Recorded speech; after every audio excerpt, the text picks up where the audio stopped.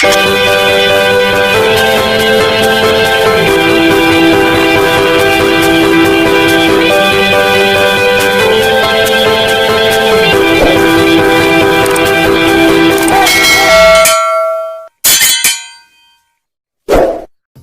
so magandang araw muli sa inyong lahat mga ka-maestro. So nagbabalik na naman tayo ngayon dito sa ating panibagong video.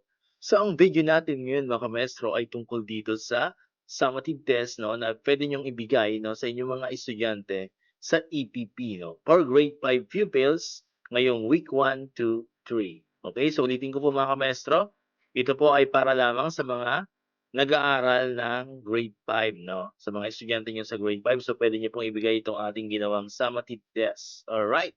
So, bago natin ipakita yung summative test na ating ginawa, kung bago ka pa lang sa aking YouTube channel, huwag mong kakalimutan na mag-like, mag-comment, mag-share, at syempre, mag-subscribe ka na rin sa ating YouTube channel at i-hit mo na rin ang notification bell button dyan para always updated kayo sa mga bagong video na i-upload natin dito sa ating YouTube channel. So, ang ating pong YouTube channel is El Maestro Sir Anton Official. So, ulitin ko po, El Maestro Sir Anton Official. Ayan, so muli, ito po ay summative test para sa EPP 5, especially sa ICT 5 for week 1 to 3. So, meron po tayong free soft copy na nakalagay po dyan sa description ng ating video. So, i-click nyo na lamang po yung Google Drive link and pwede nyo na pong i-download itong ating summative test para sa EPP ICT 5. Ayan. Ayan. So, ayan, papakita na po natin itong ating ginawang summative test for grade 5 pupils sa EPP.